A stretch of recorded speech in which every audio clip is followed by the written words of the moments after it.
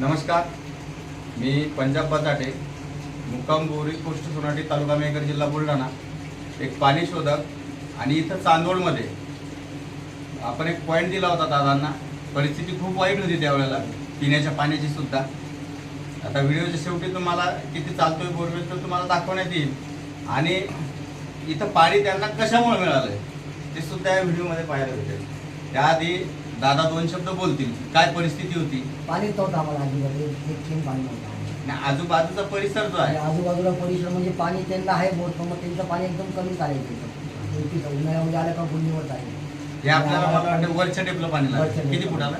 70-80 फुटाला पहिली पाती लागली. 80 पात्या लागल्या होत्या. 80 फुटाला जे पाणी लागलंय ते पाणी कशामुळे लागलंय ते सुद्धा सांगणार आहे.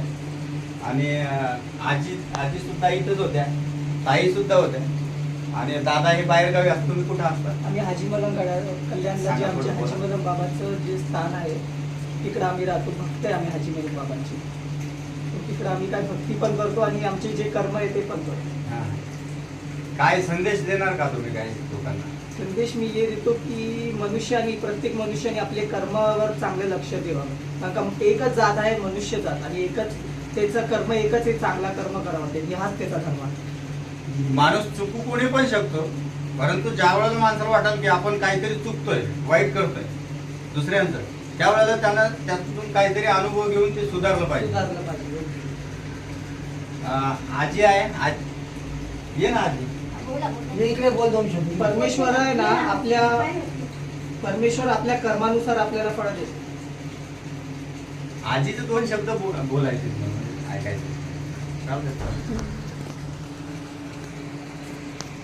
मी सांगते, माझी परिस्थिती जरा गंभीरच होती, परंतु हे बिचारे पाणी बघणार आणि आले. यांच्यामुळे आम्हाला पाणी त्यांनी सांगितलं आणि पाण्याचा रस्ता आम्हाला दाखवला. आणि त्यांच्या काहीतरी बगीच्यामुळे त्यांच्या भक्ती किंवा चांगल्या संगोपनाने आमच्या घराची परिस्थिती खूपच सुधारली. म्हणून त्यांना आम्ही देव परमेश्वर त्यांच्या अंतरानेच आमच्या घरात आले असं मला वाटतं. आणि ते खरोखरच परमेश्वर असं आमच्या नाही असं नको बोलू. परमेश्वर आपल्या हृदयात आहे ना महाराज. हे परमेश्वर कधी कुणाला तुमचं हे वडिलोपार्जित शेती आहे. ती तरी असली पण नाव काय आहे तुमचं? माझं नाव श्रीमंत प्रकाश मोरे. प्रकाश मोरे. वडिलांचा प्रकाश धोंडराम मोरे. बर. यांचे म्हणजे बाबा सुद्धा सेवा करायचे. कोणत्या देवाची सेवा करत होते? मच्छिंद्रनाथ मलंगर. त्यांचीच मलंगरची. आणि हाजी मलंग म्हणतात त्यांना. हाजी मलंग. तिथून आम्ही देव भगवंत एक आहे. तो कोणत्याही जाती धर्मात असो तो एक आहे, एवढंच आपल्याला सांगायचंय. पण बाबा मलंगने आम्हाला या गावात पाठवलं. परिस्थिती आमची गंभीर होती आणि इकडे आल्यावर तुम्ही काही दिवसांनी 10, 12, 15 वर्ष इथं आम्ही राहिलो. परिस्थिती गरीबच होती. त्याच्यानंतर अचानकच बापू पाटील म्हणून आमचे आहेत, माझ्या मुलाचे मित्र, त्यांनी तुम्हाला आणलं.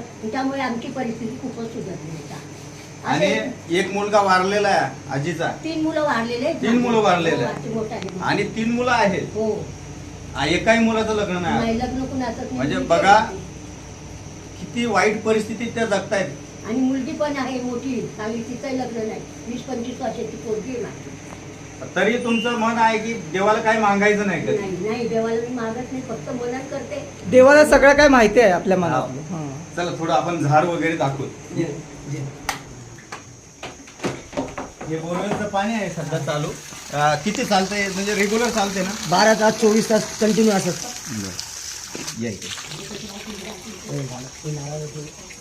झाडं दाखवत फक्त.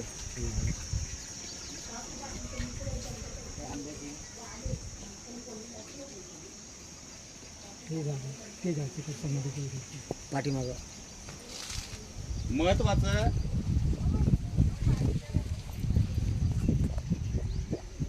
हे मोठे झाडं दाखवतात. आता लावलेले आपले शॉर्टकट दाखवू. फुलाचं झाड आहे, चाफ्याचं, चिंचेचं झाड आहे इथं.